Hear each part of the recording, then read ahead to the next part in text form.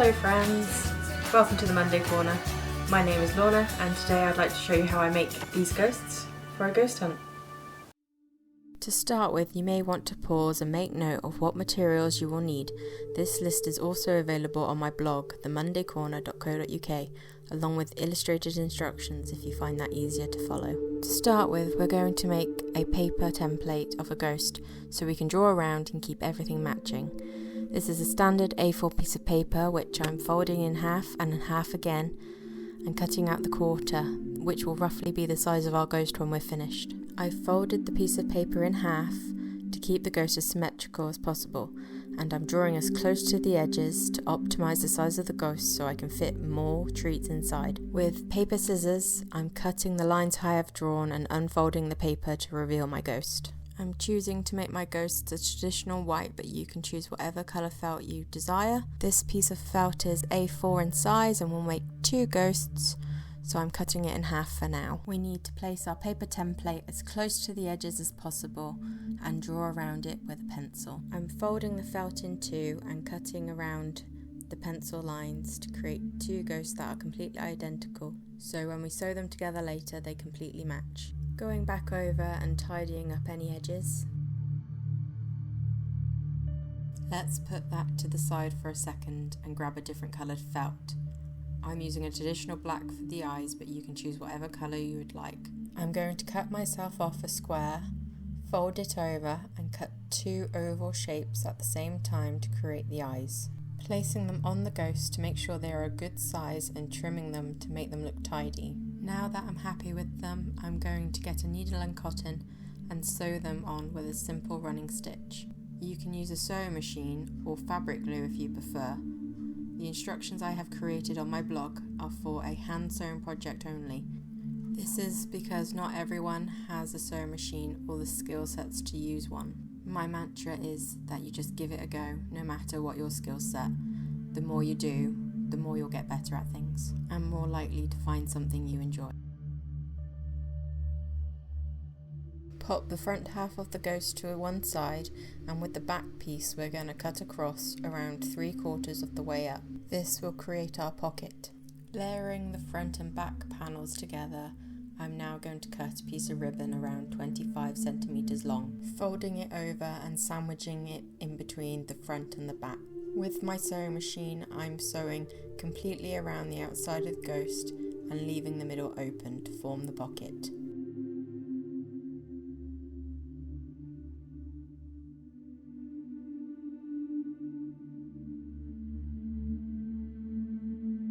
I'm cheating slightly and sewing straight across the bottom of my ghosts, as I'm afraid to use my sewing machine or change its settings, but this still works. Here is the finished project. I've made 7 in total.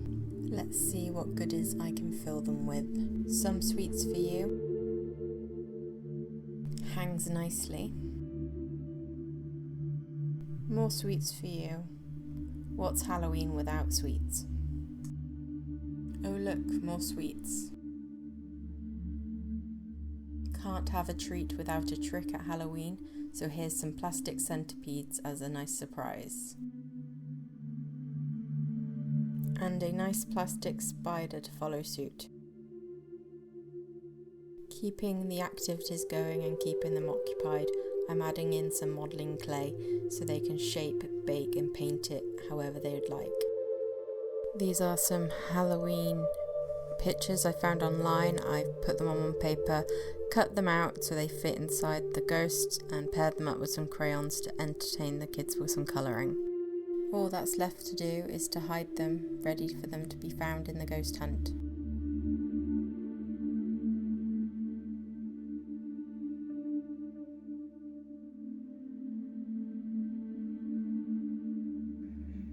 Before I settled on my final design, which are these, I played around and did some hand sewing.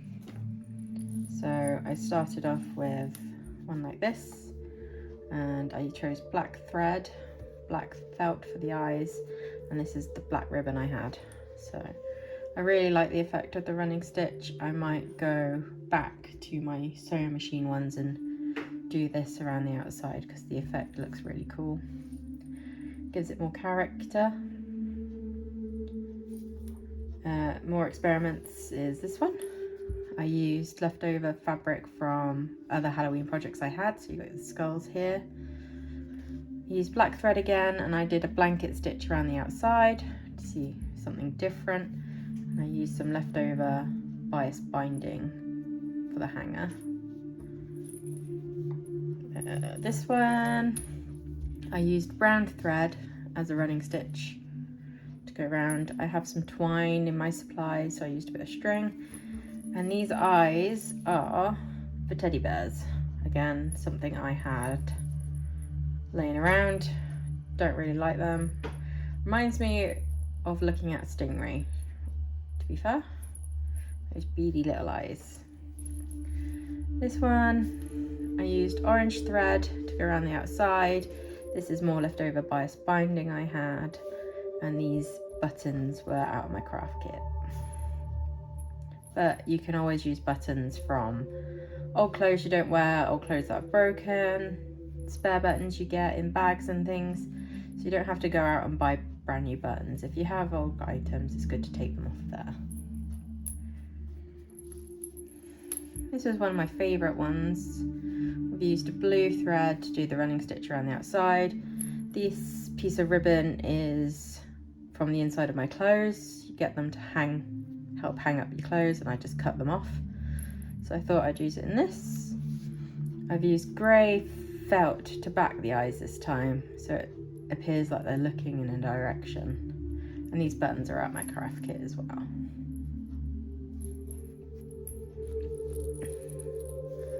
Now I've used a red thread around the outside to running stitch. I chose to do heart eyes instead. Make it a bit of a girly one with red ribbon. Again, that's from my kit. And yeah, she looks lush. This one has got a navy running stitch. These eyes are crocheted from wool, just round circles, and this hanger is also crocheted with navy wool. Again, just wanted to see what else we could use, different materials had laying around.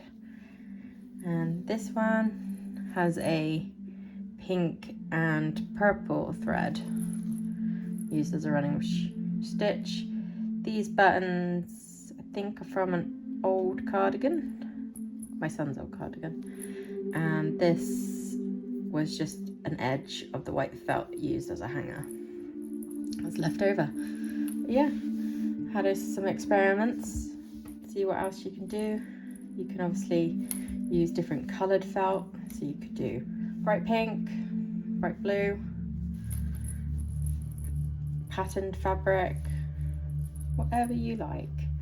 But these are experiments. As you can hear, they all have bells on them, and that's because my son is visually impaired. We're not sure how much he can see or anything, so the idea is that if I put these outside in a tree, the tree might blow in the wind, and that might help locate it for him. And if I hang it indoors on the back of a door, if he opens the door, he might be able to hear it.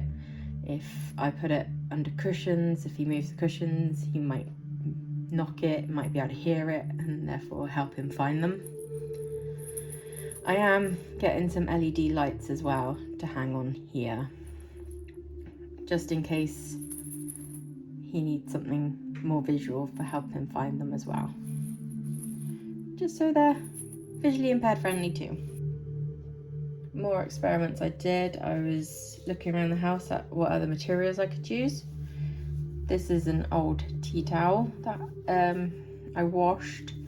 I've cut the dirty bits off, but this was just an experiment. These buttons are out of my craft kit.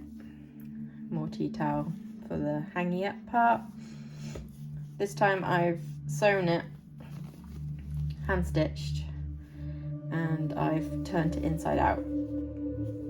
But it works. You know, it's not very appealing to the eye, but it does the job. And kids don't necessarily care what things look like.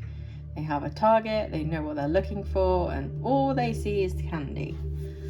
So yeah, that was experiment number 1. Experiment number 2. This was actually taken from my son's old clothes, so this is something you can do without leaving the house to find anything. As long as you have a needle and cotton, this is something you can do. So this was his old bodysuit, and this is from his old bodysuit, this is from his old bodysuit, and these are from a bodysuit as well. I'll put an image up here somewhere to show you what they looked like before, but I would be able to get 2 ghosts out of 2 bodysuits. And if you had a child's t-shirt, say a 5-6-year-old, you could probably get a few ghosts out of 1 t-shirt. So I've cut the shape out, done the running stitch around the outside as normal. I've used the collar to create the hanging part. These eyes are done with the dark grey and the light grey buttons to give it more contrast to the background so they stand out more. And the back, it's just cut open. It's not going to last forever, it's very flimsy. As soon as you put something inside it, the shape's going to go. But it will do the job, and like I said, I didn't have to leave the house to make it. So there's that one. And there's this idea, which is just paper. So you could just give your child or children, you could do it part as a party maybe, or an activity. Give them a piece of paper with a ghost shape drawn on it. Get them to draw their face, draw an idea of a character, and then draw around that, so a second piece of paper, glue it around the edge, just the edge, stick them together, and then you created a pocket to put stuff in, to hide stuff in there. And I've hole punched that top. You can always just put a bit of ribbon to hang it, but you have a ghost for them to hide, and they've spent their time helping make it. Minimal materials needed. People have paper, people tend to have pencils or crayons, and glue. So don't need to go out and buy anything fancy.